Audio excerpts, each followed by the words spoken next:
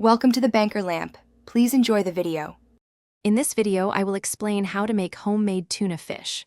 First, select 2 cans of high-quality tuna, preferably packed in water for a lighter option or oil for richer flavor.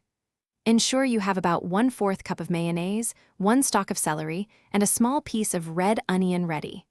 Also, grab a medium-sized mixing bowl and a fork. Now, let's get mixing.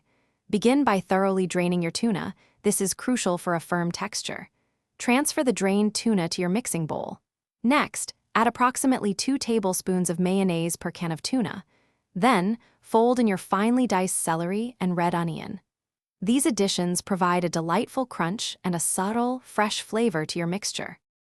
It's time to season and customize your tuna fish. Start with a pinch of salt, about 1/4 teaspoon of black pepper, and a dash of garlic powder.